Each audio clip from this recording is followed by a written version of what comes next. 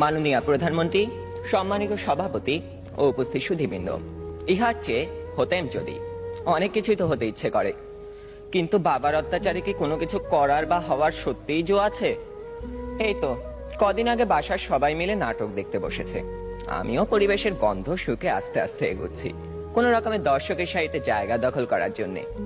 অমনি বাবা গুরুগম্ভীর কণ্ঠে আদেশ জারি করলেন, 2 দিন পরে তোমার পরীক্ষা, এখন তোমার এসব নাটক ফাটক দেখা চলবে না।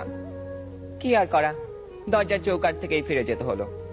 যেতে যেতেই শুনতে পেলাম নাটকের ছেলেটি তার বাবাকে বলছে, আমি এবার পরীক্ষা দেব না। ইস, আমি যদি এমন করে বলতে পারতাম, এই নাটকের ছেলেটির মতো হতাম। কিন্তু এ তো শুধু নাটকেই সম্ভব। আবার স্কুলের কথাই ধরুন না কেন, সব সময় পরীক্ষা লেগেই আছে। ক্লাস টেস্ট, সাপ্তাহিক, মাসিক, টার্ম, এবং আমাদের স্কুলে আরো একটি পরীক্ষা আছে, পপ টেস্ট। অর্থাৎ বলা নেই কওয়া নেই, স্যার ম্যাডাম ক্লাসে এসে দুম করে বললেন, তোমাদের পরীক্ষা নেব। কি জ্বালা, এমনিতেই পরীক্ষার ভয় বাঁচি না, তা আবার এই পপ টেস্টের ভয় রাত দিন কাঁটা হয়ে থাকতে হয়। জনান্তিকে বলে রাখি, আমি যদি দেশের প্রধানমন্ত্রী হই তবে সবার আগে এই পরীক্ষা ব্যবস্থাটা তুলে দেব।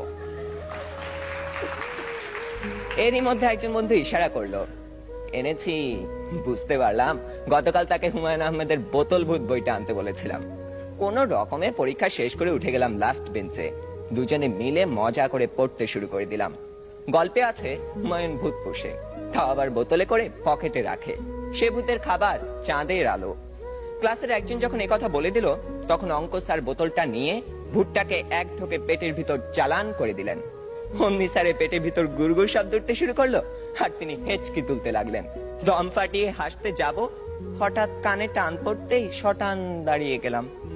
বইটা পড়তে পড়তে টেরই পাইনি কখন ইংরেজি ম্যাডাম চলে গেছেন আর এসেছেন জমদূত প্রায় আমাদের অঙ্ক স্যার।